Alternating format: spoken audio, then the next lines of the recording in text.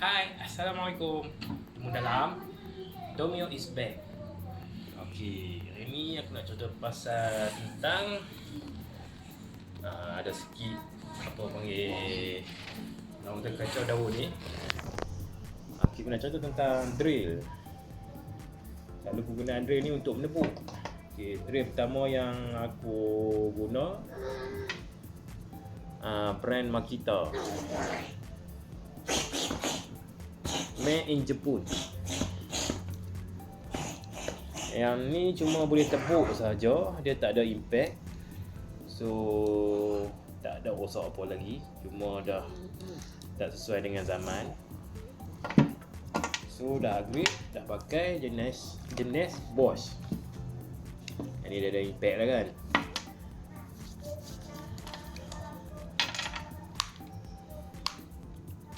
So bukan aku nak cerita pasal yang ni sebenarnya. Aku cerita tentang tu yang terbaru yang aku beli.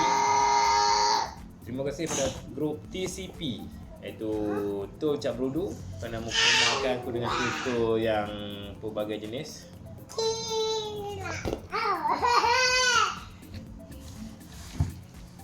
Tada!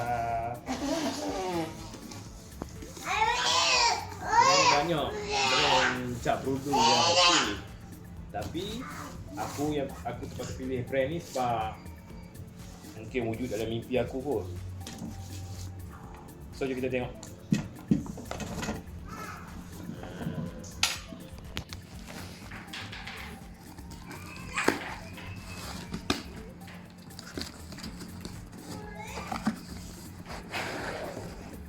Ni adalah Cordless drill. Aku masih tak ada lagi pengalaman tentang Cordless ni. So ni adalah Cordless pertama. Aku beli brand Nanwei. Dia ke sebut macam tu. Nak baca-baca lebih pun aku pun tak faham sebab memang made in China. Dan aku pun tak pasti sama ada ni adalah original Nanwei. Tapi kalau tengok ni mungkin original lah kan. Aku beli brand ni pun atas suggest beberapa rakan dalam grup Tork Cap Brudu, mengatakan brand ni bagus.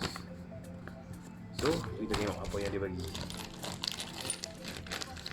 Okey, ni ada tool dia untuk membuka nut bolt dari saiz 8 sehingga saiz 12. Dan juga mata screwdriver untuk Philip. Okey, ni adalah bateri dia. Ya. Ni. Aku pun tak faham, dia mungkin model dia kot 298 VF ni, tapi volt dia 21 volt 1.5 Ah. Aku beli yang package 2 bateri. Charger pun kena beli dia punya converter tu. 240 volt untuk input, dan output dia 21 volt, made in China. Ini dia drill. Buka juga lah. Nanwei. Dia ada level 1 sehingga 25. Kalau baca dalam spek yang aku beli kat dalam Lazada, baca spek tu dia kata tork dia sehingga 80 lah. 80. Dan yang pasti dia ada impact. Jom kita try test. Bismillahirrahmanirrahim. Macam tu je. Terus hidup lampu. Oh, okey, dah padam. Okey, kalau tengok kat sini dia ada level bateri dia.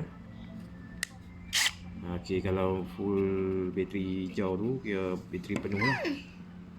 Okey, ni LED untuk suluh malam-malam lah kan. Okey. Ayah. Ni speed 1 dan 2.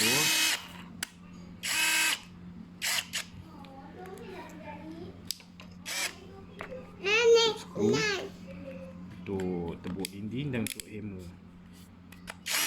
Okey, memang ada hammer.